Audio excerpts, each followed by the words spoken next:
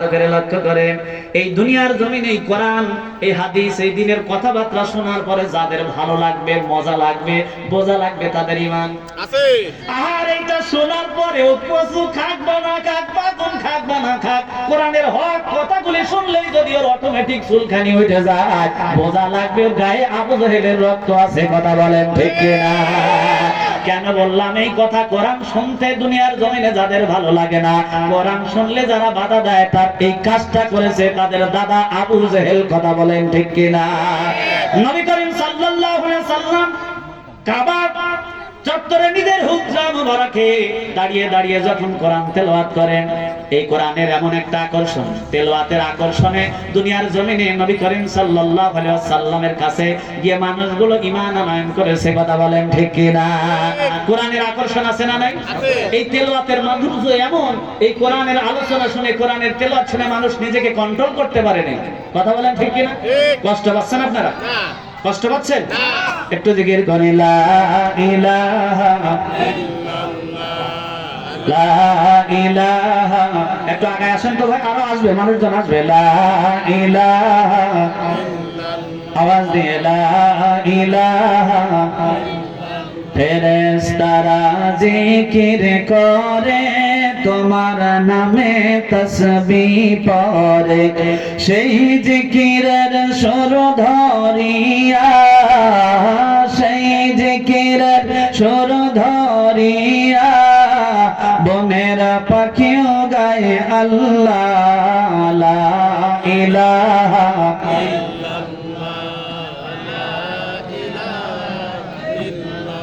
লা ইলাহা ইল্লাল্লাহ মুহাম্মাদুর রাসূলুল্লাহ।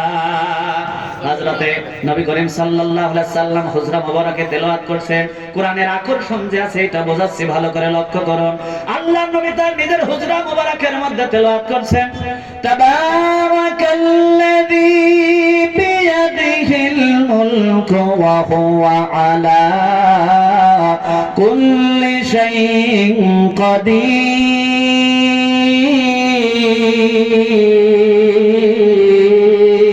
আল্লাহু আকবার। চলতেছে। উতবা, সাইবা, আবু লাহাব, আবু জাহেল নিজেকে কন্ট্রোল করতে না পেরে আল্লাহ নবীর হুজরা মুবারকের কাছে দাঁড়িয়ে গেছে। হঠাৎ করে প্রভাত হয়ে যাবে। আবু জাহেল চিন্তা করলো, আমরা তো কোরআনের বিরোধী দল। কোন দল? কোরআনের বিরোধী দল। আমরাই যদি কোরআনের প্রেমে পড়ে যাই, মুহাম্মাদের ঘরের কাছে দাঁড়ায় কোরআন শুনছি, এটা যদি জনগণ দেখে, তাহলে যতই জোর করে 15 বছর ক্ষমতা দখল করে আসি, এই গদিয়ার পাছার তলে থাকবে না। কথা কোন ঠিক কিনা? এইবার আবু জাহেল চিন্তা করলেন, এই জায়গায় আর থাকা যাবে না। তড়িঘড়ি করে জায়গা ত্যাগ করতে গিয়ে একজনের সঙ্গে বাইরে গেছে। কয়, তুই কেডা রে? কয়, আমি উতবা। কয়, আমি এখানে আরো আছে সাইবা, ওলীদ ইবনে মুগীরা। কয়, এই তোর এই জায়গায় কি করস?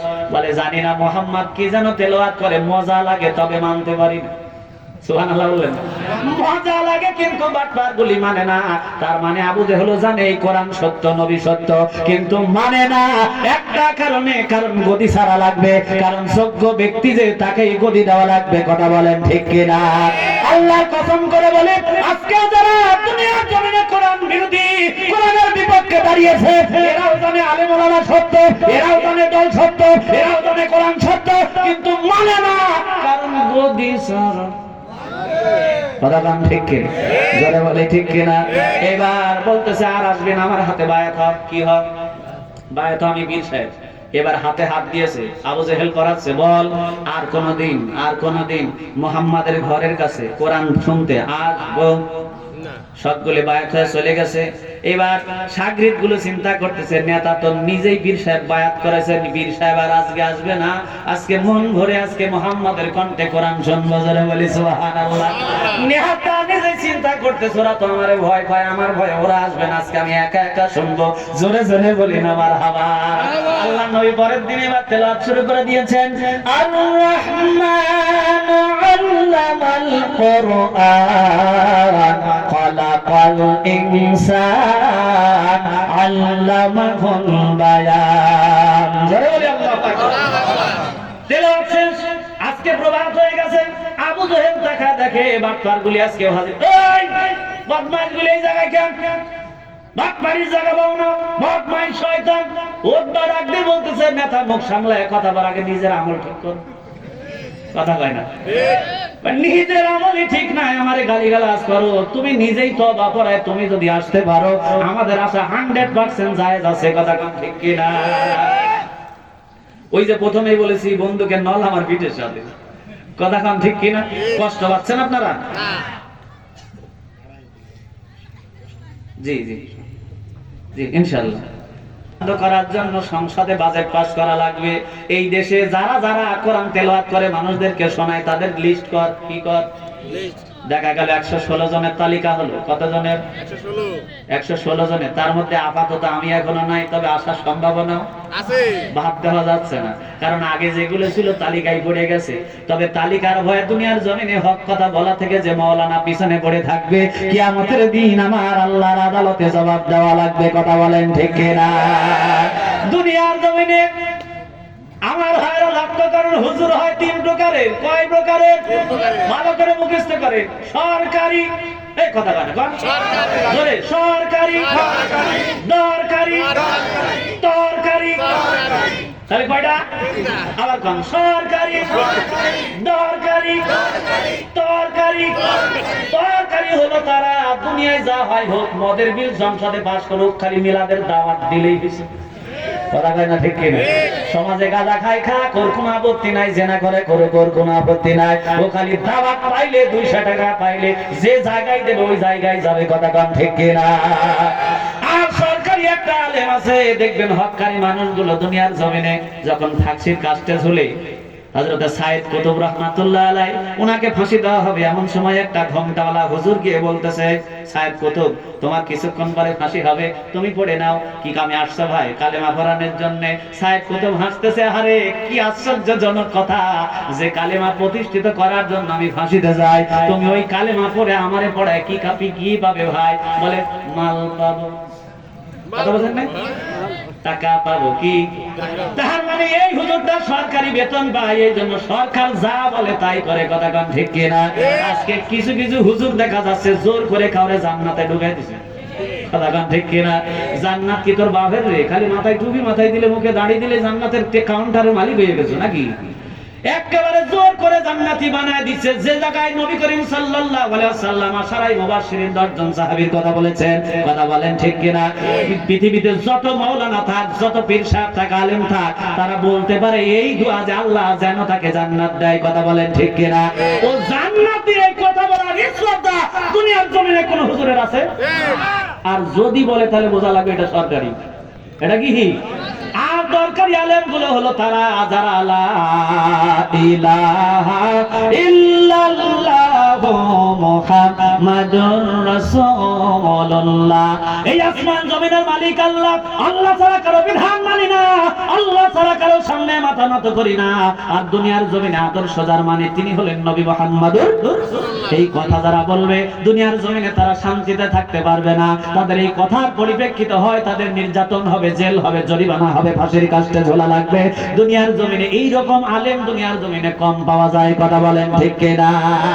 এইবার আবু জাহেল বলতেছে, বাটপারগুলি শোন, এমনি করে কোরআন শোনা বন্ধ করা যাবে না, সংসদে বিল পাস করা লাগবে। কে কে কোরআন তেলাওয়াত করে দুনিয়ায় শোনায় ওদের লিস্ট কর। লিস্ট করা হলো 1 নম্বরে মুহাম্মদ ইবনে আব্দুল্লাহ। নাম কি? মুহাম্মদ ইবনে আব্দুল্লাহ।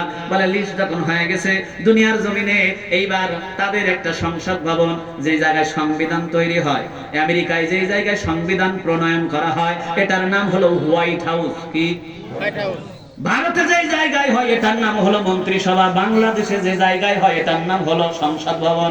ঠিক এই কাফেরদের বিধান যে জায়গায় প্রণয়ন করা হয় ওই জায়গাটার নাম হলো দারুন নদওয়া। কথা বলেন ঠিক কিনা? এই জায়গায় কাফেরের সর্দাররা, ঊর্ধ্বতন কর্মকর্তারা, বড় বড় লিডার গুলো বসে গেছে, কোরআনকে বাজেয়াপ্ত করার জন্য সিদ্ধান্ত নিয়েছে। কোরআন এই জায়গায় তেলাওয়াত, এই কাবার চত্বরে, এই মক্কা নগরীতে কোরআন কাউকে শোনাতে দেওয়া হবে না, কোরআন তেলাওয়াত কেউ করবে না, কোরআনের ওয়াজ শোনাতে দেওয়া হবে না। যে জায়গায় কোরআনের মাহফিল হবে ওই জায়গায় বন্ধ করো, 144 ধারা জারি করো।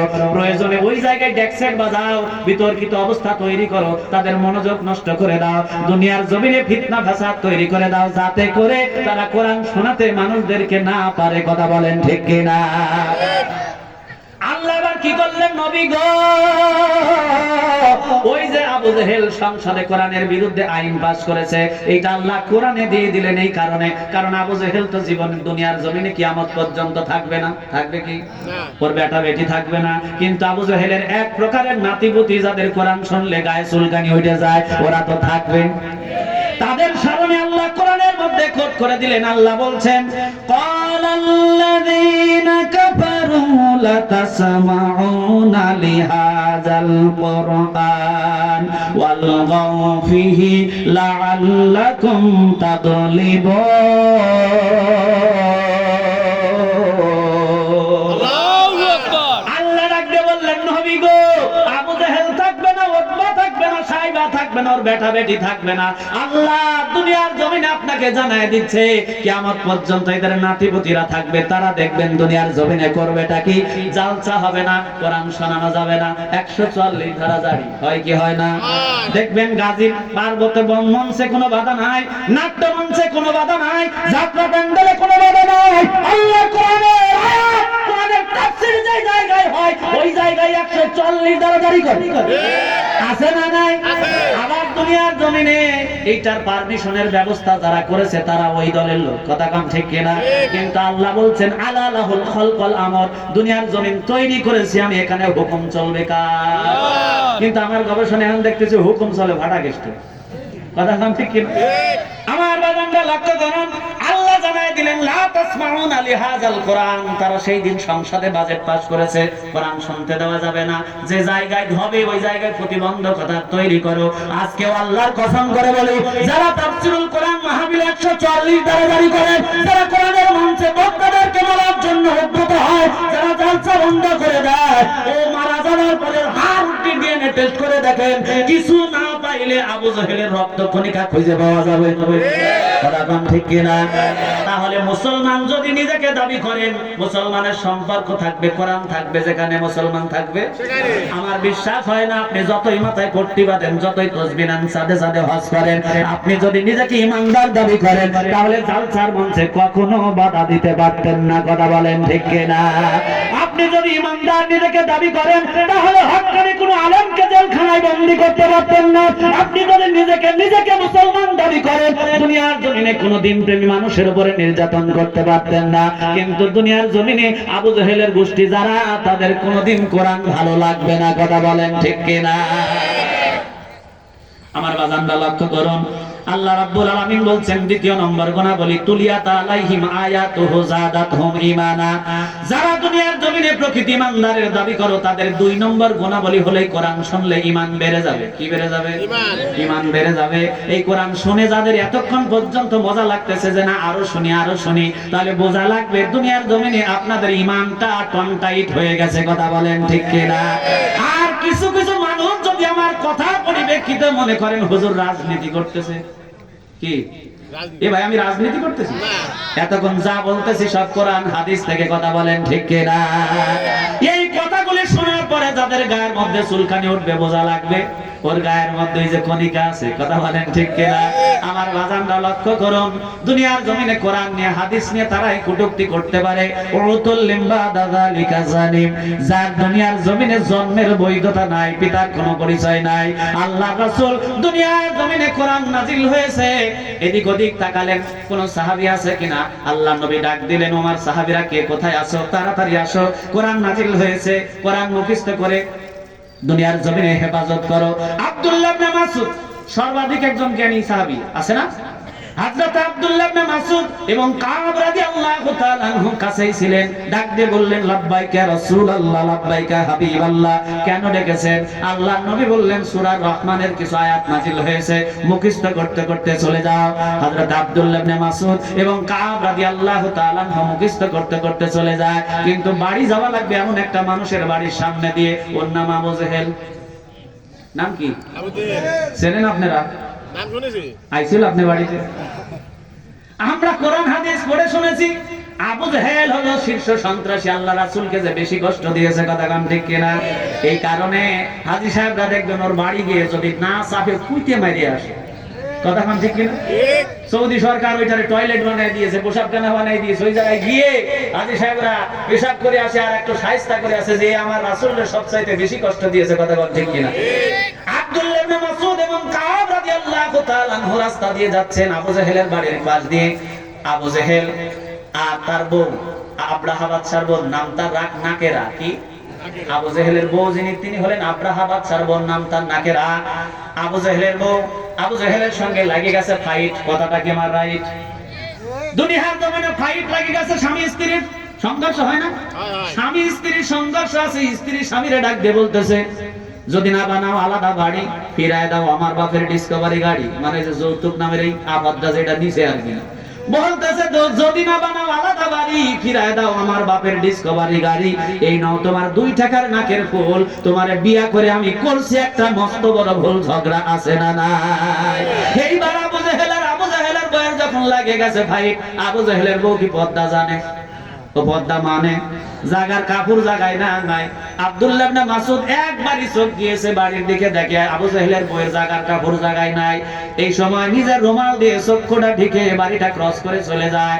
আবু জাহেল বারবার বলতেছে, চেঁচামেচি করিস না, আমি মক্কার লিডার, আমারে অনেক মানুষ সম্মান করে, কুর্নিশ করে, সালাম দেয়। ইনদামিন টাইম আবু জাহেলের বউ দেখলো যে একটা লোক বাড়ির দিকে একবার তাকায়, রুমাল দিয়ে ঢেকে বাড়িটা ক্রস করে চলে গেল। আবু জাহেলের বউ নাকেরা বলতেছে, ওই দেখো তুমি যে কত দরের চেয়ারম্যান, খালি লাভাও এই জায়গায় যাইছে। এই যে কিছুক্ষণ আগে 2টা মানুষ গেল, ঘেন নাই তোমার বাড়ির দিকে তাকালো না, সালাম দেওয়া তো দূরের কথা। আসলে কি জন্য তাকায় নাই? জায়গার কাপড় জায়গায় নাই। এই জন্য আবু জাহেল বলল, সর্বনাশ, আমারে সালাম না দিয়ে যায়। দৌড় বেড়ে সামনে গিয়েছে, বলে নাম কি? আব্দুল্লাহ ইবনে মাসউদ। তোর নাম কি? কাব। কোথায় যাস? বলে নবীর কাছে গিয়েছিলাম, কোরআন নাজিল হয়েছে, কোরআন মুখস্থ করতে করতে বাড়ির দিকে যায়। আবু জাহেল বললেন, ও তুমি ওই দলের লোক, তাহলে তোমার তো বাইরে ধোয়া যায় না, ভিতরে ঢোকান লাগবে। কথা কয় না?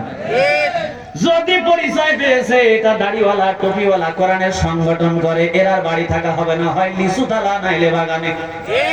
তবে আজকে আপনি ক্ষমতা পাওয়ার পরে দুনিয়ার জমিনে যে আচরণগুলি করতেছেন, লাগাল পান্না, চেয়ারে উঠে থাপ্পড় মারতে চান আর বোঝাতে চান আমি হইছি হাম, করব বাপের বেটার কাম, কে আমারে দেবে না দাম।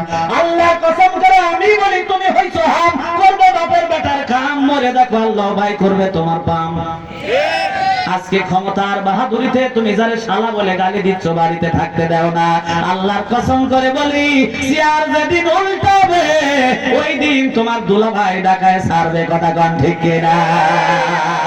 এদিন বেশি দূরে নয়। আজকে শালা বলতেছে, বলো দুলাভাই ডাকার জন্য তৈরি হয়ে যাও। কথা বলেন ঠিক কিনা? আব্দুল্লাহ ইবনে মাসউদ বললেন, কি ব্যাপার, রাস্তা আটকাও কেন? বলে মুহাম্মাদের লোক একবার খেলতেই হয়, গালাগালি শুরু করে দিয়েছে। মুহাম্মদ ভালো মানুষ না, জাদুকর। মুহাম্মদ দুনিয়ার জমিনে কবি, মুহাম্মাদের চরিত্র ঠিক নাই, নানান ধরনের গালিগালাজ করেছে।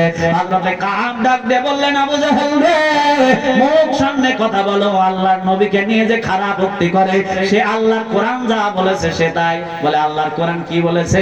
হযরতে কাব বললেন, উতুল্লিম বাদা যালিকা জানিম। দুনিয়ার জমিনে ওই ব্যক্তি একমাত্র আল্লাহর নবীকে নিয়ে কটূক্তি করতে পারে, ওই ব্যক্তি আল্লাহর নবীকে নিয়ে খারাপ মন্তব্য করতে পারে, তার বাপের কোনো পরিচয় নাই। তার মানে আবু জাহেল তুই হারামজাদা। কথা কোন ঠিক কিনা? এই কথা শুনলে কি আর মেজাজ ঠান্ডা থাকে? আবু জাহেল সঙ্গে সঙ্গে হাতা গোছায় হযরতে কাব রাদিয়াল্লাহু তাআলা আনহুর কানের নিচে চড় মেরেছে।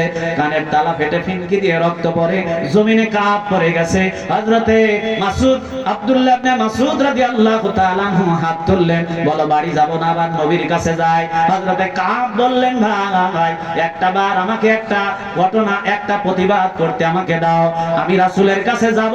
তবে আবু জাহেলকে ওপেন চ্যালেঞ্জ করে বাড়ি যেতে চায়। বলে কি চ্যালেঞ্জ করবে? এবার কাব তার শাহাদাত আঙ্গুলখানা তুললেন, আবু জাহেলকে ঝাঁকায় ঝাঁকায় বললেন, আবু জাহেল আল্লাহর কসম করে বলি, এখন গদি তোমার পিছনে আজকে 15 বছর অবৈধ ক্ষমতায় বসে আমি কাবকে কানের তালা ফাটায় দিয়েছো। আল্লাহর কসম করে বলি, আবু জাহেল এই গদি যেদিন উল্টাবে ওই দিন আমি কাব তোমার 2টা কানের তালাই ফাটায় দেব। জোরে বলি মারহাবা। ইতিহাস সাক্ষী, বদরের প্রান্তরে আবু জাহেল যখন মারা যায়, আবু জাহেল বলতেছে, আরে মরলাম আমি, এত বড় নেতা 2টা পুচকে ছেলের হাতে। আমার একটা মান ইজ্জত আছে না। আব্দুর রহমান ইবনে আউফ বলতেছেন তখন দেখা গেল হযরতে কাব রাদিয়াল্লাহু তাআলা আনহু গেলেন, হযরত আব্দুল্লাহ ইবনে মাসউদ বডি থেকে কল্লাটা আলাদা করলেন, কাব তার এই কানের ভিতর দিয়ে ছুরি ঢুকাই এই কান দিয়ে বের করে দিয়ে ছুরির উপরে আবু জেহেলের মাথাটা লটকায় বলতেছে, আবু জেহেল ওই যে আমার একটা কানের তালা ফাটিয়েছিলে, আল্লাহর কাছে ওয়াদা করেছিলাম গতি যেদিন পাল্টাবে ওই দিন মায়ের প্রতিশোধ নেব। আজকে 15 বছর 20 বছর ক্ষমতায় ছিলে, কত নির্যাতন করেছো, স্ত্রী পুত্রর কাছে থাকতে দাও নাই, জেল জরিমানা দিয়েছো, দুনিয়ার জমিনে অন্ধকার প্রকোষ্ঠ রেখে 10টা বছর 13টা বছর করে নিয়েছো। আজকে ক্ষমতা যখন পাল্টিয়েছে একটা নয় দুইটা কানের তালাই ফাটায় দিয়েছি, জোরে বলি না আল্লাহু আকবার। এই জন্য আমার ভাইয়েরা ইমানদার হবে তারা, কোরআন শুনলে মজা পাবে যারা, কথা বলেন ঠিক কিনা? আমার বাজানরা দুনিয়ার জমিনে 2 নম্বর মুমিনের গুণাবলী হলো তুলিয়াত আলাইহিম আয়াতুহু যাদাতুহুম ঈমানা। দুনিয়ার জমিনে আল্লাহর কোরআনের আয়াত যখন তেলাওয়াত করা হবে তাদের মজা লাগবে, ভালো লাগবে, জোরে বলি সুবহানাল্লাহ। এইবার আসুন 3 নম্বর গুণাবলী, যত টাইমে শেষ করব।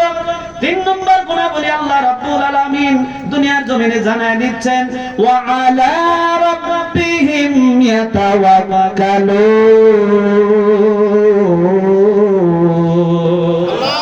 3 নম্বর গুণাবলী হলো মুমিন সব জায়গায় ভরসা করবে কারে? জোরে বলি কারে? উঠোনে বসনে শয়নে স্বপনে সব জায়গায় মুমিন ভরসা করবে কার উপরে? যদি আল্লাহর উপরে ভরসা করেন তাহলে মায়ের কিসের ভয়, জেলের কিসের ভয়? আমি আলিমাত্র যা বলে দিলাম, আল্লাহ যতক্ষণ আপনার জীবন রাখবে ততক্ষণ আপনার একটা পশম তোলার ক্ষমতা পৃথিবীর জমিনের কারো নাই, কথা বলেন ঠিক কিনা? তাইলে এইটা বিশ্বাস আপনি করেন, মুসলমান বিশ্বাস করেন না যে আল্লাহ বাঁচাতে পারে, আল্লাহ মারতে পারে, আল্লাহ খাওয়াতে পারে, এটা আপনি বিশ্বাস করেন না? যদি বিশ্বাসই করেন তাহলে কিসের এত ভয়? কিসের এত ভয়? না ভয় নাই। আপনি এই দেখবেন যখন দিনের ডাক দেওয়া হবে যে চলেন যাই, ওই যে ফ্রান্সের প্রেসিডেন্ট আল্লাহ রাসূলকে গালি দিয়েছে, মিছিলে যাওয়া লাগবে, আপনি করবেন কি? বড় একটা জুব্বা টুপি পরে মসজিদের কিনারে পড়ে লা ইলাহা, আল্লাহ বলতেছে ফেরেশতারে যে কোটের যে জিকিরের তালটা রেকর্ড করে তালে তালে ওরে বাড়ি হবে, এখন ঠিক কিনা? আপনি যদি সুযোগ বুঝে গোলা লোহান ভাই বাসার জায়গা নাই, কারণ রাসূলের সবচাইতে দামি কাজ হলো তা'মুরুনা বিল মা'রুফ ওয়া তানহাউনা আনিল ফাহশাই ওয়াল মুনকার। রাসূলের একমাত্র উম্মত যদি আপনি দাবি করেন, ইমানদার দাবি করেন, তাহলে মানুষদেরকে ভালো কাজের দিকে আহ্বান করা লাগবে, আর খারাপ কাজে প্রয়োজনে বাকারি শরীফ নিয়ে দাঁড়ান লাগবে। আপনি সব জায়গায় খালি তেল মারা কথা বলেন, জমি ঠেকবে? আপনার বাপ মরার পরে জমির মালিক আপনি, এই জমিন আসার পরে আপনি মালিকানায় চার্জ দিয়েছেন, এমন সময় একটা হাত কাটা শান্ত এসে বলতেছে জমি আমার, আপনি মাইনে নেবেন? পরে খাজনা খারিজ দেখাবেন, দলিল দেখাবেন, রেকর্ড দেখাবেন, এরপরেও যদি জোর করে জমি দখল করতে চায়, পরে মেশকাত দিয়ে কি বোঝাবেন? বোঝাবেন নাসাই দিয়ে বোঝাবেন, আবু দাউদ দিয়ে বোঝাবেন, বুখারী দিয়ে বোঝাবেন। এই দলিল পত্র তো এতক্ষণ দিলেন, তারপরেও জবরদখল করে জমি দখল করতে চায়। এই কিতাবগুলি দিয়ে বোঝানোর পরেও যদি শয়তানটা জবরদখল করে জমি দখল করতে চায়, এইবার বুখারী দিয়ে কাজ হবে না, বুখারী শরীফ হাতে নেওয়া লাগবে, রক্ত ঝরবে, জীবন যাবে, তথাপি বাবার জমি ছাড়বো না, কথা বলেন ঠিক কিনা? আল্লাহ রাসূলের যোগ্য সন্তান যদি দাবি করেন, আল্লাহ রাসূলের যোগ্য জিনিস হলো দিন ইসলাম, আল্লাহ রাসূলের সম্পত্তি হলো ইসলাম, ইসলাম অবলম্বিত হয়, কোরআন প্রেমী মানুষগুলো মার খায়, আর আপনি জিকিরে আছেন লা ইলাহা, তোর জিকিরে তালে তালে মার হবে, তুই খালি মরে দেখ। এখন সবচাইতে দামি কাজ হলো জমি ঠিকানো। কি ঠিকানো?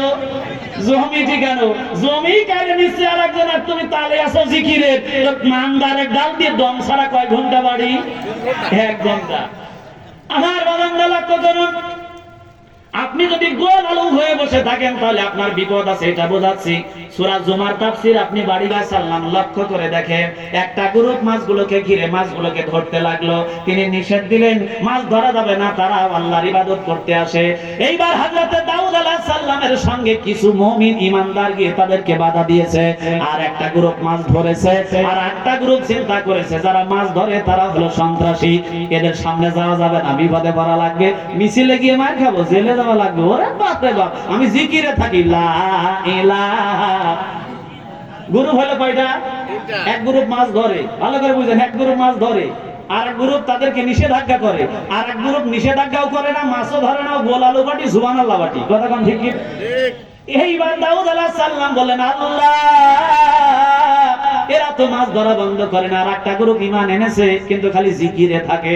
আল্লাহ বললেন, দাউদ রে, যারা তোমার ঈমানদার সাহাবী বাধা দিয়েছে বাকারি শরীফ হাতে নিয়ে, ওদেরকে নিয়ে একটু দূরে সরে যাও, আযাব আমি আল্লাহ নাযিল করব। তাফসীর সাক্ষী, আল্লাহ রাব্বুল আলামিন আসমান থেকে দুনিয়ার জমিনে আর গজব নাযিল করে দিলেন। যারা মাছ ধরে আর যারা গোল আলু জিকির পাটি মিছিলে যায় না, আন্দোলন করে না, এই দুইটা গ্রুপকে আল্লাহ রাব্বুল আলামিন গজব দিয়ে বানরে রূপান্তরিত করে দিলেন। জোরে বলি নাউযুবিল্লাহ। এখন আবার বলবেন যে তাহলে তো ওই যে বিবর্তনবাদ বইয়ের মধ্যে লিখছে বানর থেকে মানুষের জাত, তার মানে কি ওই বানর থেকেই নাকি? আজকে বাংলাদেশের শিক্ষা ব্যবস্থা একেবারে কলঙ্কিত করা হয়েছে। আমাদের সোনামণিদেরকে কোরআন থেকে দূরে সরানো হচ্ছে। এর মধ্যে একটা চক্রান্ত আছে ভাই, কারণ যে জাতিকে কোরআন থেকে দূরে সরানো হবে ওই জাতিকে যা বোঝাবেন তারা মানে নেবে। কথা বলেন ঠিক কিনা? এই ভারতবর্ষটা 200 বছর শাসন করেছে খ্রিস্টানরা। কারা? এই মুরব্বি জানে ইতিহাস। 200 বছর শাসন করেছে খ্রিস্টানরা। এই খ্রিস্টানদের একজন গভর্নর প্রধান, নাম তার গ্লাডিস্টন, একটা সেমিনারের মধ্যে সুন্দর করে এমন একটা বই হাতে নিলেন। বইটাকে নিয়ে বলতেছে, আমার সহপাঠীরা, তোমরা যদি এই ভারতবর্ষটা আরো 200 বছর শাসন করতে চাও, তাহলে এই যে আমার হাতে একটা বই দেখতে পাও, এই বই থেকে মানুষদেরকে দূরে সরানো লাগবে।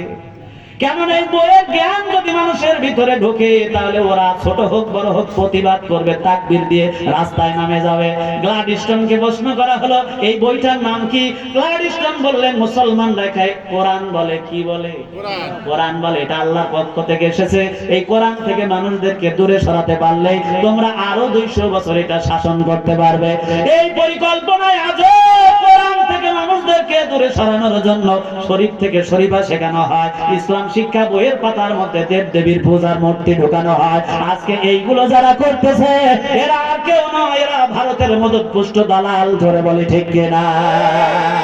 কিন্তু আপনার সন্তান এবং আপনার ছেলেদেরকে মানুষ করতে হলে আপনাকে একটু সচেতন হওয়া লাগবে। কথা বলেন ঠিক কিনা? আমার বাজানরা আমি আলোচনা করতেছিলাম, সব জায়গায় ভরসা করা লাগবে কার উপরে? গোল আলু হয়ে বসে থাকলে হবে না। মাসাতে পারে আল্লাহ, মারতে পারে আল্লাহ, খাওয়াতেও পারে আল্লাহ। বাড়িতে বসে জিকিরের টাইম নাই। ওই যে দাউদ আলাইহিস সালাম এবার করলেনটা কি? জিকির পাটি। আর মাছ ধরা পাটি যখন গ্রেফতার হয়ে গেছে, বানরে রূপান্তরিত হয়ে গেছে। এই বানর কিন্তু ডারউইনের ওই বিবর্তনবাদের বানর না। আজকে দুনিয়ার জমিনে জাফর ইকবাল সম্রাট সাহেব বানরের বাচ্চা। কিসের বাচ্চা? যে এইটা প্রবর্তন এই বইয়ের মধ্যে ঢুকিয়েছে। আমার মনে হয় এই বিবর্তনবাদ দুনিয়ার জমিনে এই বাঙালি জাতিকে যারা পড়াতে চায় এদেরকে জন্ম দিয়েছে এরকম হনুমান কোয়ালিটির কোন মানুষ। কথা বলেন ঠিক কিনা? এইটা মানুষের বাচ্চা না, এইটা হনুমানের বাচ্চা। কথা বলেন ঠিক কিনা? আমার বাবানরা লক্ষ্য করুন, এই বানর পৃথিবীতে ছিল 3 দিন। কয়দিন? 3 দিন। এই 3 দিন একাধারে তারা জীবিত ছিল। একটা বানর আর একটা বানরের দিকে তাকাতো আর অঝার নয়নে কাঁদতো আর তাদের ভাষায় বলতে থাকতো, দাউদের কথা যদি মানতাম আজকে আমাদের উপরে এই গজব আসতো না। 3 দিন পরে যে বানর যে জায়গায় অবস্থান করতেছিল ওই জায়গায় মাটির মধ্যে আল্লাহ দাফন করে দিয়েছেন। জোরে বলি আল্লাহু আকবার। এই জন্য আল্লাহর উপরে ভরসা করা লাগবে আমার ভাইজানেরা। সব জায়গায় আল্লাহর উপরে ভরসা করা লাগবে। ভরসা থাকলে বিপদ থেকে উদ্ধার করবেন কে? আল্লাহ। আর যত আল্লাহ থেকে ভরসা বাদ দিয়ে আপনি নিজের মুখী হবেন তত বিপদ আল্লাহ সাফায় দিবে। কথা কোন ঠিক কিনা? আর যদি আল্লাহর উপরে আস্থা জ্ঞাপন করতে পারেন, ওয়াল্লাহি আল্লাহর কসম করে বলি, এতে সাহায্য করবে কে? আল্লাহ। তবে আল্লাহর উপর থেকে ভরসা মহিলাদের আম্মাজানদের আরো বেশি কমে গেছে। এবার মহিলারা ওয়াজ শুনতে লেগে বলে, কি হুজুর কি জন্য বললাম? দেখবেন আব্দুর রহমানের স্ত্রী রাতে বলতেছে, দেখো আব্দুর রহমান, তুমি আর চাষটলে গিয়ে এই বেড়ি খায় চা খায় টাকা নষ্ট করো না। যেদিন থেকে শুনেছে পেটে বাচ্চা আসছে, সন্তান পেটে চলে আসছে, আব্দুর রহমানকে বলতেছে, দেখো আব্দুর রহমান, তুমি আর চা বিস্কুট খায় টাকা নষ্ট করো না, কারণ কিছুদিন পরে কিন্তু আবার পাতা হয় না। কি করা লাগবে? বোঝাচ্ছে যে টাকা নষ্ট করে না, কিছুদিন পরে কিন্তু কাটা লাগবে। তার মানে নিয়ত ভালো, আল্লাহর উপরে ভরসা আছে। ও চাচা, আপনার মায়ের কি সিজার লাগিয়েছে? চাচা, ও চাচা, আপনার মায়ের এই দেখেন আমরাও 8 ভাই বোন, একটারও সিজার লাগে না, ও চাচার মায়েরও লাগে নাই। এই 2000 সালের পরে যেটি প্রোডাকশন হয়েছে সব কাটা। কথা কোন ঠিক কিনা? এর মধ্যে কতগুলি কারণ আমি দেখি।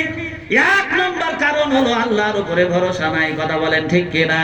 আমার আম্মা জানেরা আল্লাহর উপরে ভরসা করেন। হযরতে ইব্রাহিম আলাইহিস সালামকে তার আম্মা যেমন কোন ধাত্রী ছাড়া, নার ছাড়া দুনিয়ার জমিনে এনেছেন, সাহায্য করেছেন কে? হযরতে ঈসা আলাইহিস সালামকে দুনিয়ায় আনছেন, তার স্বামী ছিল না, আত্মীয় স্বজন কাছে ছিল না, একটা শুকনা খেজুর গাছের তলে ঈসা আলাইহিস সালামকে নার ছাড়া, ডাক্তার ছাড়া জন্ম দিলেন কে? তাহলে ওই আল্লাহ এখন আছে না নাই? আম্মা জানেরা আপনি আল্লাহর উপরে ভরসা করুন, ভরসা নাই বিদায় পেট কাটা লাগতেছে। কথা বলেন ঠিক কিনা? 2 নম্বর কথা হলো মায়েদের আমল কমে গেছে, এই জন্য কাটা লাগে। কেন কমে গেছে আমি বলতেছি। সকালবেলা আমার দেখা আমার দাদি, আমার মায়েরা ভুল পড়ুক আর শুদ্ধ পড়ুক, সকালবেলা ফজরের নামাজ পড়ে 1 পৃষ্ঠা কোরআন পড়তো। কথা কয় না? আর এখনকার ভাবি আর চাচিরা কি করে? সারা রাত স্টার জলসা বাংলা দেখেছে, ঘুমের চোটে একটা সিরিয়াল বাদ পড়ে গেছে, সকালে ফজরের পরে উঠেই মুসল্লি দেখি তো পূর্ণ প্রসাদ দেশে কিনা। কথা কয় ঠিক কিনা? নামাজ তো নাই, কোরআন তেলাওয়াত তো নাই, সকালবেলা উঠে আবার পূর্ণ প্রসাদ। তোর পেট কাটা লাগবে নাকি সদরুদ্দিন মার কাটা লাগবে? কথা কন। 3 নম্বর কারণ হলো দুনিয়ার জমিনে বাংলাদেশের সন্ত্রাসী ডাকাত ডাক্তারগুলি পেট কাটার। কয় নম্বর কারণ? 3 নম্বর কারণ পেট কাটার। এই ডাক্তারগুলি পেটে বাচ্চা আসার পরে ডাক্তার কাছে নিয়ে গেছেন স্বামী আর স্ত্রী, সবই ঠিকঠাক আছে, তবে এখন তো বোঝা যাচ্ছে না সামনে মাসে নিয়ে আসেন। সামনে মাসে গেছে, বলতেছে যে বাচ্চার আকারটা খুব ছোট, এটা আবার ভালো করে দেখা লাগবে। 5 মাস 6 মাস চলে যাচ্ছে, এইবার 9 মাসের বেলায় আরে সর্বনাশ, কাটা ছাড়া কোনো উপায় নাই, উল্টাই আছে, পানি শুকিয়ে গেছে। এই ভুল বললাম? আল্লাহর কসম করে বলি কিয়ামতের দিনে এই সন্ত্রাসী ডাক্তারগুলি এই কসাইখানা তৈরি করার জন্য ইলাহির আদালতে বাটাম খাবে 1 ঘন্টা দম সারা। কথা কোন ঠিক কিনা? এই সিজারের আলোচনা করতে গেলে আমার হবে না, সব জায়গায় ভরসা করা লাগবে কার উপরে? খালি সংক্ষিপ্ত 2টা মিনিট সাহাবীরা কেমন করেছেন বলে আমি আমার কাজ শুরু করব। হযরতে সাদ ইবনে আবি ওয়াক্কাস রাদিয়াল্লাহু তাআলা আনহু আফ্রিকার ভূখণ্ডে গেছেন ইসলামের পতাকা উড্ডীন করার জন্য। আল্লাহর উপর কেমন ভরসা রাখা লাগবে বোঝাচ্ছি, ভালো করে লক্ষ্য করুন। রাত্রি হয়ে গেছে, সাদ ইবনে আবি ওয়াক্কাস বললেন, ও রাসূলের সাহাবীরা, আমরা রাত্রিটাই জঙ্গলের পাশেই আমরা যাপন করব। সাহাবীরা বললেন, আমাদের নেতা সাদ ইবনে আবি ওয়াক্কাস, এই জঙ্গলে অনেক হিংস্র প্রাণী আছে, বাঘ আছে, ভাল্লুক আছে, এরা আমাদেরকে আক্রমণ করতে পারে। হযরত সাদ ইবনে আবি ওয়াক্কাস বললেন, টেনশন করো না, দুশ্চিন্তা করো না, একটা মঞ্চ তৈরি করে দাও, উঁচু সিঁড়ি তৈরি করে দাও। সাদ ইবনে আবি ওয়াক্কাস দুনিয়ার জমিনে সিঁড়ি তৈরি করা হলো, সিঁড়ির উপরে দাঁড়ায় পাঠ করতে লাগলেন, ইয়া আইয়ুহাল হাশারাতু নাহনু আসহাব রাসূলুল্লাহ সাল্লাল্লাহু আলাইহি ওয়াসাল্লাম।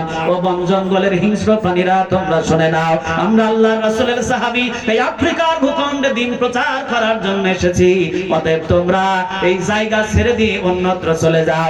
লক্ষ্য করে দেখা গেল হযরত সাদ ইবনে আবি ওয়াক্কাসের এই বয়ান শুনে বাঘের কাতারে বাঘ, সাপের কাতারে সাপ, যার যার বাচ্চার ডিমগুলো মুখে নিয়ে জায়গা ছেড়ে দিয়ে চলে যায়। জোরে বলি সুবহানাল্লাহ।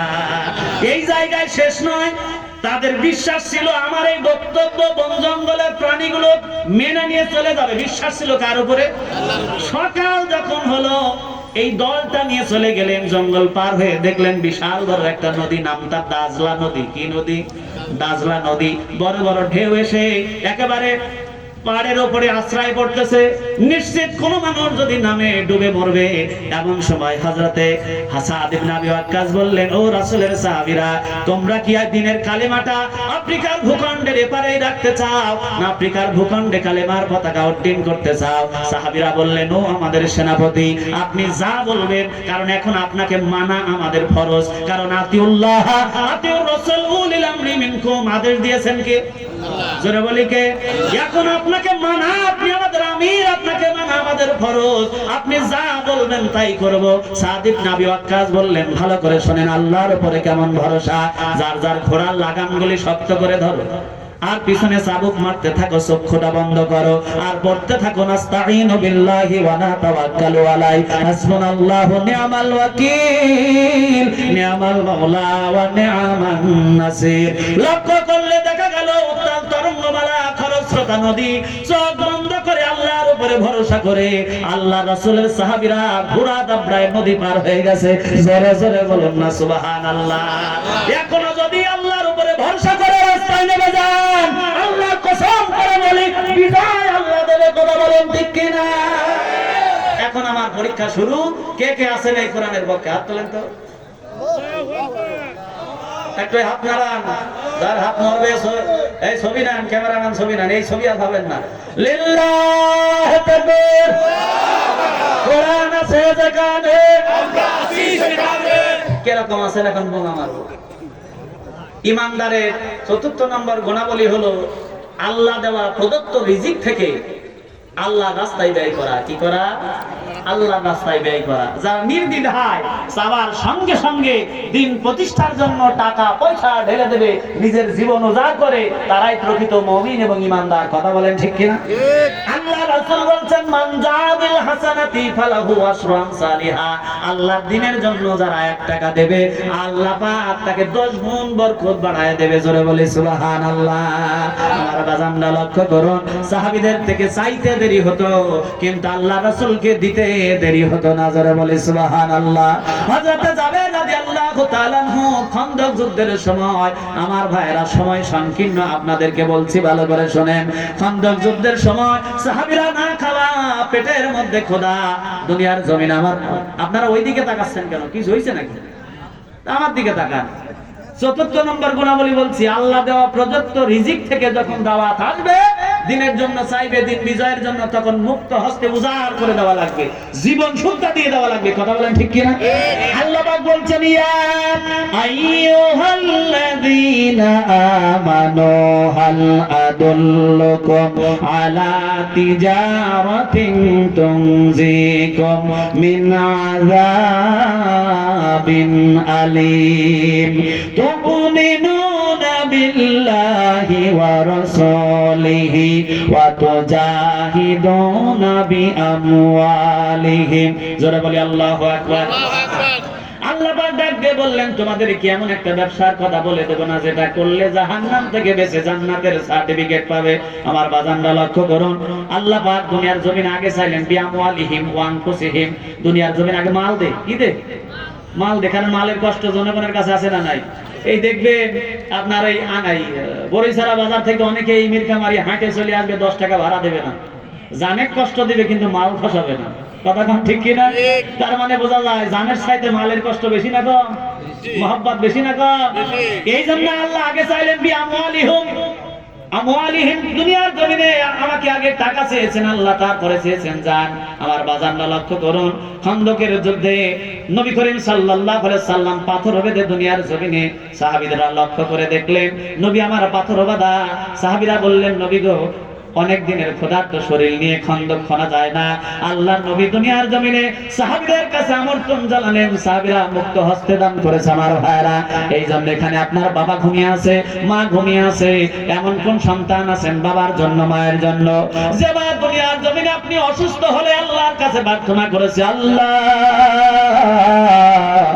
আমার জীবন তুমি নিয়ে নাও, বিনিময়ে আমার কলিজার টুকরা বেটার হায়াত তুমি বাড়ায়ে দাও। যে মা দুনিয়ার জমিনে আল্লাহর কাছে প্রার্থনা করে, আল্লাহ গো আমার জীবন তুমি নিয়ে নাও, আমার সন্তান